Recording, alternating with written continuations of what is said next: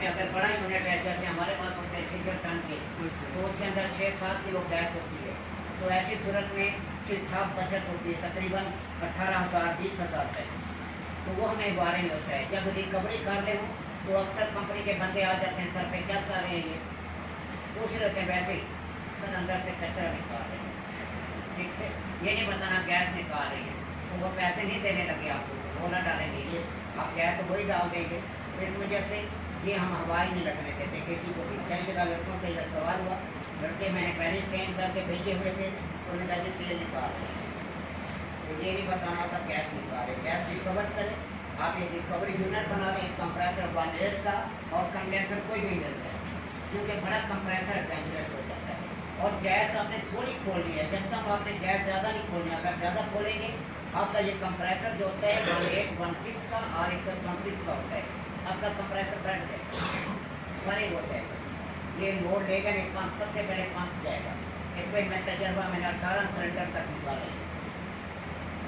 18 cylinder ये जो system था शुरू में जब आया था 35,000 रुपये का दे रहे थे।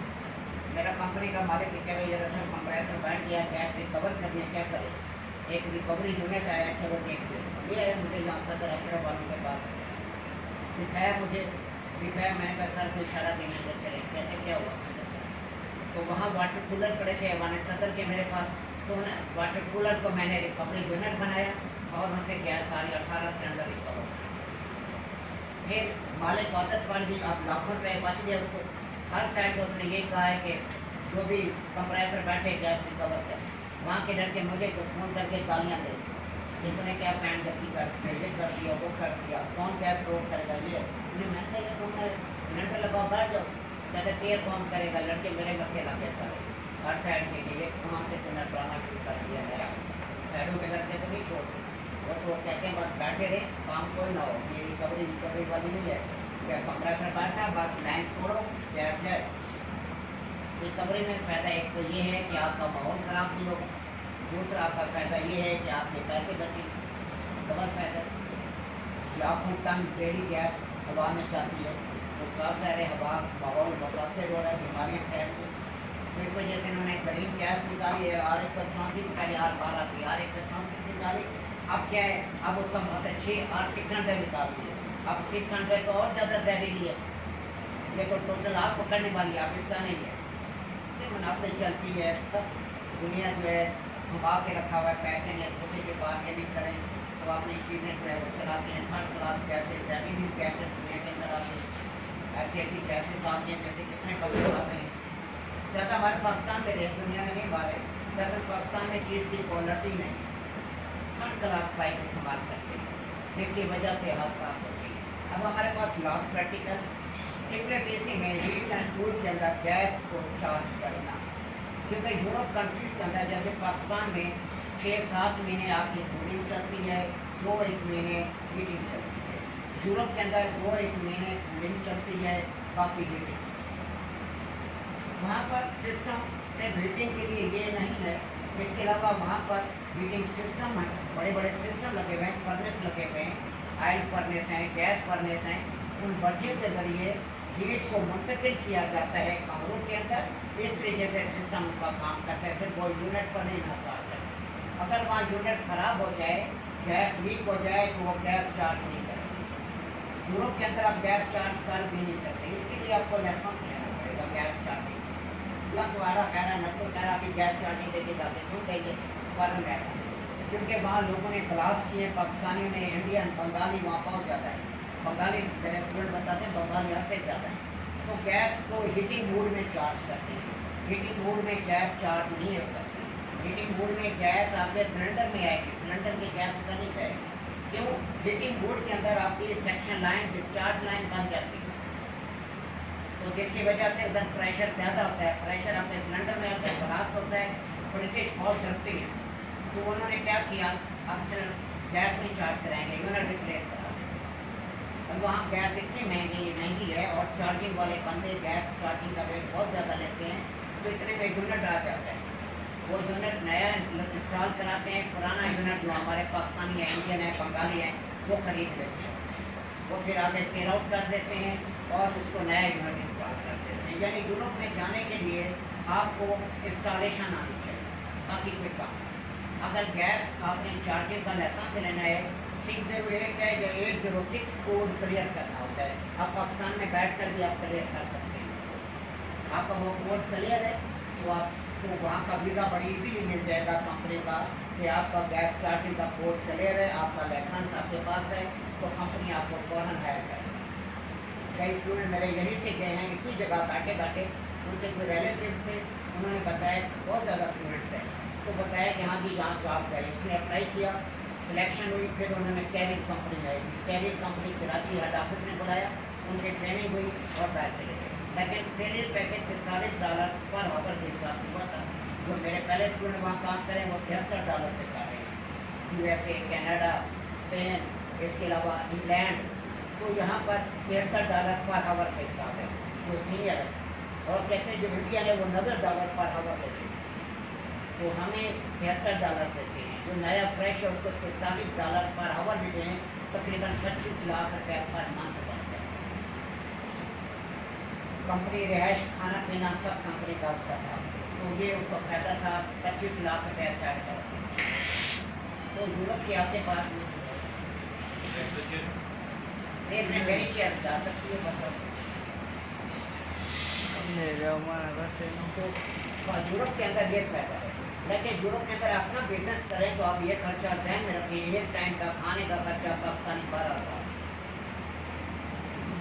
12,000 है, और मकान का किराया तकरीबन बन जाता है 50-1,000 रुपया पाकिस्तानी, उसका किराया बन जाता है। फिर आपको कार गाड़ी लाजमी रखनी पड़ेगी। गाड़ी जो है वो लेते हैं £500 पर मंथ, बरतानिया के रेट बता रहा हूँ। तो £500 पर मंथ वो भी आपने काउंट करना है, तो टोटल कैलकुलेट करें तो 15-20 लाख रुपया पर मंथ आप कर जाते हैं। बाकी आपको साफ है वहाँ अखराजात भी इसी हिसाब से। हमें बारे में रहते हैं मशरे के गुस्ता, पूरा साल काम नहीं रुकता। सर्दी में थोड़ा सा कम हो जाता है लेकिन काम रहता है। ब्रिटिश कंट्रीज में ठंड की वजह से काम करना बड़ा मुश्किल है, क्योंकि आपने आई थी लेकिन नहीं होता काम। इतनी ठंड में मैंने 12-13 में कहाँ से खुद अपनी कुल्फी जमेगी या आप काम करेंगे, नहीं होता काम। यूरोप के अंदर आपको नक्शे पे काम करना होता है, ड्राइंग पर। आपको जब काम करने लगते हैं लड़के बताते हैं सर ड्राइंग करने के लिए, ड्राइंग पर ही आपने आगे बढ़ना है। ड्राइंग से इधर उधर जाएंगे किसी और पाइप में आप खराब कर देंगे, तो और नुकसान कर देंगे, आगे दूसरे पाइप जा रहे हैं। अपने टोटल ड्राइंग को फॉलो करना है वहाँ पर, ये चीज़ है। ड्राइंग से आप इधर उधर गए बरकर अपने होल भी उतना मारना होता है, छोटा सा होल ड्राइंग के मुताबिक, आप बड़ा होल वहाँ नहीं मार सकते, छोटे होल के अंदर ही अपने वहाँ काम करें। ज़मीन के अंदर खुदाई, पाइपलाइन डैमेज होगी, प्लम्बरिंग का काम बहुत ज़्यादा है, वहाँ पे सारी कॉपर फिटिंग है, आपकी जो प्लेयर नट वेल्डिंग, ये काम ज़्यादा है। वहाँ पर ये बड़ी टॉर्चें हैवी फील्ड में इस्तेमाल होती हैं। छोटी फील्ड के अंदर बायोटीन का केन होता है, इतना सा केन होता है, 60 टार्च होती है। आप नेट पे देखें आपको नजर आएगी, तो वो बायोटीन का केन होता है। मैंने भी रखा हुआ था, लेकिन जहाँ लड़कों ने डैमेज कर दिया, टार्च ही डैमेज कर दी उसके साथ, तो वो 5,000 रुपये का था, वो डैमेज हो गया। वरना मैं लड़के जो यूरोप जाते थे उनको मैं उस पर वेल्डिंग कराता था, लेकिन पर्सनल काफ़ी मैंने रखा हुआ था। तो शैडो पे हमें उसकी जरूरत होती है, लेकिन वो कॉपर वेल्डिंग कर सकता है। यूरोप के अंदर लोहे की वेल्डिंग नहीं है, सब टोटल कॉपर वेल्डिंग है। ये जो बड़ी वेल्डिंग करते हैं ये हैवी फील्ड में इस्तेमाल होती है, छोटी फील्ड के अंदर नहीं। ये जो बड़ी फील्ड के अंदर जहाँ पे आपके छिड़क हैं, बड़े पाइपलाइन वेल्ड करने वहाँ करते हैं, वरना हर जगह पर छोटे सिलेंडर हैं, बायोटीन केन इस्तेमाल होता है, तो आप इस्तेमाल करेंगे उसका ये नहीं है। उसे ऑन करना से मुश्किल नहीं है, पीछे बटन जो होता है उसको ऐसे दबाएंगे, टिक टिक होगी आपके टॉर्च। अब हम आते हैं आज इन्वर्टर एसी की तरफ, गैस चार्जिंग। विंडो एसी के अंदर और स्प्लिट एसी के अंदर कुछ फ़र्क है गैस चार्जिंग में। हर चीज़ मैं आपको यहाँ समझाऊंगा कि आपने गैस चार्ज कैसे करनी है इन्वर्टर में, और सादा एसी में गैस चार्ज कैसे करनी है। जब आप इन्वर्टर में गैस चार्ज करेंगे आपकी एयरफेट नहीं लगेगी। सबसे पहले ध्यान में ये रखें, आपको इसके लिए अडाप्टर रखना पड़ेगा या चार्जिंग लीडें आपको इन्वर्टर एसी की रखनी पड़ेगी। इसकी वजह क्या है? वजह ये है कि ये आम लीडें उसमें नहीं लगती। वो पीटी साइज होता है, उसका साइज आम फ्लोर से थोड़ा सा बड़ा होता है आम लीड से, वो आपकी आम लीड उसमें नहीं लगती। आपको पहले आपको अडाप्टर लगाना होगा, फिर आप उसमें गैस चार्ज कर सकते हैं। दूसरी लीडें हम नहीं रखते, वो लीडें रखेंगे या वो लीडें रखेंगे, झंझारपुरा हमारे बैग में बन जाएगा। तो इस वजह से झंझारपुरे से बेहतर है कि हम एक दो अडाप्टर रख लेते हैं। अडाप्टर लूज वाले नहीं रखने, जो आप मेरे पास है वो नहीं रखने। जो मैं साइड पे इस्तेमाल करता हूँ, जो मेरे पास हैं पर्सनल, वो लॉक हैं, यानी वो ऊपर से फ्री नहीं होते, ये फ्री है। वो फ्री वाले ज़्यादा मिलते हैं, जो लॉक वाले हैं वो सिर्फ कंपनी के मिलते हैं। हमने लॉक वाले रखे हुए हैं, वो पूरा नीचे ऊपर फ्लेयर आपका घूमेगा, नीचे से नहीं घुमाना पड़ता, ये नीचे से घूम जाते हैं। जितने भी मेरे हैं नीचे से घूमने वाले मेरे हैं, लेकिन मैंने वो हार्ड दिए हैं कि जब वो ख़राब हो जाए तो हमारे लिए अजाब बन जाता है साइड के अंदर। तो जो हार्ड है, जो लॉक नहीं है, जिसके अंदर सीधे सीधे टाइट हो जाते हैं, वो लीक होकर ख़राब होने के चांस हैं। आप वो अडाप्टर लगाएंगे, अडाप्टर लगा के आप इजीली गैस चार्ज कर सकते हैं। बाकी गैस चार्जिंग का मेथड सेम है, जैसे आप विंडो में गैस चार्ज की वैसे आप गैस चार्ज करें। अब देखिए इसके अंदर हीटिंग मोड और कूलिंग मोड के अंदर गैस चार्ज करना, बाकी चीज़ें आपके पास इंडोर यूनिट यानी कूलिंग यूनिट के साथ वो पाइप आपके लगे होंगे। आगे ये क्लियर हो जाएगा। अगला प्रैक्टिकल इंस्टॉलेशन, लास्ट प्रैक्टिकल आ रहा है, फिर कोर्स हमारा पहले प्रैक्टिकल पर आ जाएगा। इसके बाद हमारे पास आपके पास आउटडोर यूनिट के पास साथ दो वाल आपके लगे हुए होंगे, एक सेक्शन सर्विस वाल और दूसरा लिक्विड लाइन वाल लगा होगा। अब यहाँ पर इस वाल को आमतौर पे डिस्चार्ज सर्विस वाल कहते हैं, क्योंकि आउटडोर से गैस यहाँ खारिज होती है, इस वजह से डिस्चार्ज कहते हैं। लेकिन प्रॉपर नाम लिक्विड लाइन है, क्योंकि यहाँ पर आपका रेफ्रिजरेंट कंट्रोल लगा हुआ है। रेफ्रिजरेंट कंट्रोल से रेफ्रिजरेंट यहाँ से जा रही है आपके इंडोर यूनिट में। इंडोर यूनिट के अंदर ये गैस स्प्रे होती है और सेक्शन लाइन के जरिए गैस आपकी वापस आ रही है। कई कंपनियां दोनों लाइनों पर आपका चार्जिंग पिन वाल देती हैं, जहाँ पर इस वजह से देती हैं आप डिस्चार्ज प्रेशर चेक कर सकते हैं। लेकिन कम कंपनियां देती हैं, ज़्यादा कंपनियां सेक्शन सर्विस वाल पर चार्जिंग पिन वाल देती हैं। इसके बाद आप इसमें गैस चार्ज करनी है। गैस चार्ज करने के लिए आपको ध्यान में रखना होता है कि जब आप गैस चार्ज करने जाएं तो आपने एक चीज़ को मद्देनजर रखना है, कस्टमर से पूछना है सर आप इसमें गैस पहले चार्ज कब कराएंगे, यूनिट की हिस्ट्री लेंगे। वो कहते हैं कि 3 महीने पहले कराइए, 3 महीने पहले कराई है, ये 4 महीने पहले कराई है, इसका मतलब है यूनिट के अंदर कहीं हल्की लीकेज। आप उसे कहेंगे सर ये यूनिट बेहतर है कि हम गैस चार्ज कर देते हैं, हमें इतराज़ नहीं है, लेकिन ये गैस भी ऐसे ही गायब हो गए, क्योंकि सामने लीकेज नहीं है, इंटरनल लीकेज है। ये यूनिट दुकान पे जाएगा, हम चेक करेंगे कि कहाँ लीकेज है। आउटडोर तो वहीं आप चेक कर सकते हैं, आउटडोर का कवर खोलें, लेकिन एक तेल आया हुआ है, आउटडोर तो बता दें यहीं लीकेज है। लेकिन इंडोर के अंदर आपको यूनिट दुकान पर जाएगा, शॉप पर ले जाएंगे, यूनिट को खोलेंगे, वहाँ प्रेशर देंगे, वहाँ भी तेल आया होगा जहाँ लीकेज, आपको इजीली पता चल जाएगा कि इस जगह पर लीकेज है। फिर हम प्रेशर की मौजूदगी में अप्लाई कर देते हैं और उसके अंदर फिर टाँका लगा देते हैं। उसके बाद यूनिट को हम लेकर आ गए, उसके चार्जेज हम हमसे अलग लेते हैं। ये नहीं कि उसकी गैस चार्जिंग हम करेंगे, नहीं अलग चार्जेज देंगे। अब यहाँ पर उन्होंने बताया कि फर्स्ट टाइम ये गैस आप चार्ज कर रहे हैं तो आप देखिए जहाँ पर आपका कुछ फ्लेयर लीक तो नहीं है, गैस कहाँ गई, गैस कई किस जगह पर है। खासतौर पर हमारे यहाँ जो कंप्लेन है पाकिस्तान के अंदर, जो यूनिट आपके नालों के साथ साथ लगे हुए हैं वो लीक करता है। अगर वहाँ पुराना यूनिट लगा हुआ वो लीक नहीं करता। गैसेज ऐसी हैं जो कॉपर को खा जाती हैं, खासतौर पर जॉइंट को जहाँ पे वेल्डिंग है वो जोड़ को खा जाती है। हमारे जिस्म का क्या हाल करती है अंदर ही पता होगा। तो गैर ज़हरी तौर पर हमारे यूनिट नहीं चलते। पुराने यूनिट जो हैं उनमें पैदारी है, पाइप हार्ड है, वो चल रहे हैं। कई कस्टमर कहते हैं ये देखिए पुराना यूनिट चल रहा है, कब का लगा हुआ, इसमें तो लीकेज नहीं है, ये नया यूनिट लगा है, ये लीक हो गया। आप कैसी बातें करते हैं, मथे लग जाते हैं। तो जहाँ भी नाले होंगे नया यूनिट लगेगा। मैंने 3-4 यूनिट मैंने लिए हैं, खरीदे हैं, नाले वाले तंग आगे कैसे चार्ज करा के हर 3-4 महीने बाद गैस करना, 3-4 महीने बाद गैस करना। तो उन्होंने तंग आके यूनिट ये सेल आउट कर दिए। तो कई यूनिट मैंने खरीदे हैं, उनको रिपेयर करके किसी और साइड पर सेल आउट कर, क्योंकि वो उनके किसी काम के नहीं थे, वो तंग आके वहाँ यूनिट लग ही नहीं सकता था। मैंने उन्हें सजेस्ट किया था पुराना यूनिट लगवा। आप सिगरेट पुराना सैकड़ों का लगवा लें, नहीं तो बशी पुराना यूनिट लगवा लें, जर्नल लगवा लें, कुछ नहीं होगा। जब हेड डॉलिस वगैरह ये लगाएंगे तो ये लीक करेंगे करेंगे, ये नहीं चलेगा, क्योंकि इनकी क्वालिटी नहीं, क्वालिटी है जर्नल की क्वालिटी है, बाहर का ऐसी है। उसके बाद सैकड़ों पुराने यूनिट्स हैं, ये कहीं भी नहीं करते, तो ये यूनिट लगाएं, कुछ भी कंप्लेन नहीं है। तो आप ध्यान में रखें, जहाँ नाले होंगे वहाँ ये कंप्लेन आपको मिलेगी, कस्टमर को बता देंगे सर कि यहाँ पर ये आपको कंप्लेन मिलती रहेगी, देखते रहे कि इसको प्रॉपर से आउट करें। अब यहाँ पर पुराना यूनिट लगवा लें, वो लगा हुआ तो अच्छा नहीं लगता, लेकिन आपको कूलिंग चाहिए, कूलिंग आपको मिलेगी, वो लीक नहीं करेगा। लेकिन ये यूनिट लीक करते रहेंगे, मैं रिपेयर कर दूँगा, फिर ये लीक हो जाएगा, 2-3-4 महीने मुश्किल से चलाएगा, फिर ये लीक होगा।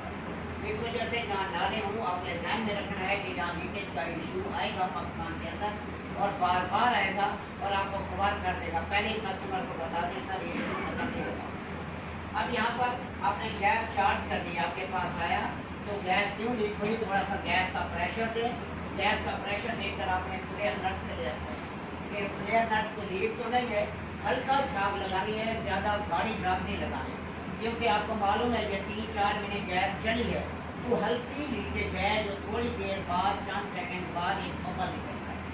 आपने उस बबल को फॉलो करना है, हमें मारता ही वही लीकेज है, बड़ी लीकेज तो पता चल जाती है, ये छोटी लीकेज मारती है। फॉरन के अंदर ये चीज़ क्या रखना है, अगर लीकेज निकल आई आपके यूनिट में, आपका फ्लेयर लीक हुआ, आप 1 महीने की सैलरी वो काट दें, नेक्स्ट किसी भी सूरत के अंदर सोच भी नहीं सकते कि आपकी सैलरी वो छोड़ देंगे, पूरी आपकी सैलरी पूरे मंथ की चाहिए और बेइज्जत अलग करें कि आप किसी लड़के को नहीं कह सकते हाँ जी लीकेज चेक करें, आप थकते हैं आपके यहाँ या लीकेज चेक करोगे, आपने लीकेज खुद देख ली है कि जोड़ फ्लेयर नट आपने खुद टाइट करने हैं, लड़के को कि हाँ वो कि हाँ जी उसका जी ठीक है, आपके बात ठीक है। कल को आप ये नहीं कह सकते सर इसने लीकेज चेक की, आपकी ऐसी तैसी बात जाएगी कि आपकी कैसी जरूरत हुई उसको अपने असिस्टेंट को अपने हेल्पर को का लीकेज चेक करेंगे, आपने कंपनी की बदनामी कराई है, तो इस वजह से आपके मत्थे लगेगा सुपरवाइजर। तो ये गलती कभी भी किसी ने जूनियर के ऊपर ब्लेम नहीं दे, जूनियर के ऊपर आप ब्लेम देंगे तो आप फंस हैं, क्योंकि जिम्मेदारी आपकी है, आप सुपरवाइजर है, आप टेक्नीशियन है, वो आपका असिस्टेंट है, तो आपकी जिम्मेदारी हर चीज़ का जवाब भी आप है, वो नहीं। आप अपने जूनियर से पूछ सकते हैं, लेकिन अब तो आप फंस गए हैं, इस वजह से आपने लीकेज हर मसले में खुद ट्रेस करनी है, हल्की चावल लगाकर बार बार देखें कि लीकेज तो नहीं, थोड़ी थोड़ी बड़े गौर से देखें बबल तो नहीं आ रहा, तसल्ली हो जाए फिर उसके बाद वो ठीक करें, उसको बनाने रोके करें। अब आपने क्या करना है, इस यूनिट के अंदर अगर गैस बिल्कुल नहीं है तो हम साइडों के अंदर वैक्यूम पंप नहीं लेकर जाते, हम इसमें सेल्फ वैक्यूम करते हैं। आपने इसके अंदर सेल्फ वैक्यूम कैसे करते, आपने सिलेंडर ले लिया, 8410 पे मैं आ रहा हूँ, 8410 हो या 22 सोर्सिंग मेथड है, इसके अंदर कोई नई टेक्निक नहीं है।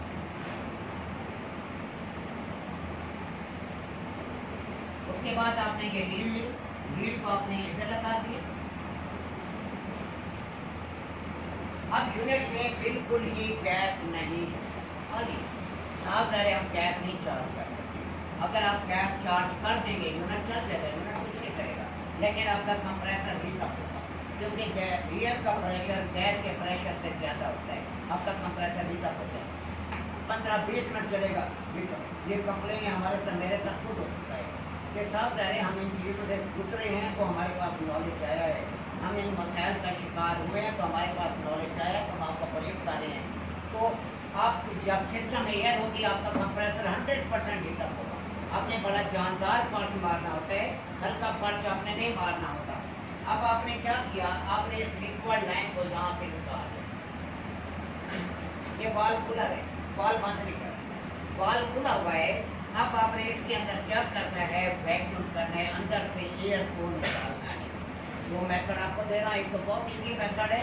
आपने क्या करना है, एक साइड पर यहाँ पर हाथ रख दे, लिक्विड लाइन पर हाथ रख दे, ये वाल खुला है, गैस सिलेंडर का वाल खोलेंगे तो इधर गैस का प्रेशर जैसे ही बढ़ेगा तो गैस का प्रेशर इस साइड पर आना शुरू कर देता है।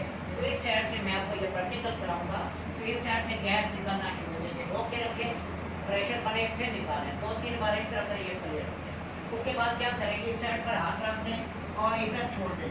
इधर गैस का प्रेशर बड़ी तेजी से आएगा क्योंकि ये एक ही लाइन है, जहाँ बड़ी तेजी से आएगा यहाँ हल्का आता है। तो बड़ी तेज 2-3 बार इधर प्रेशर निकालें, प्रेशर टिके रहो। आपने क्या करना है, इस लाइन को इस लाइन के साथ आप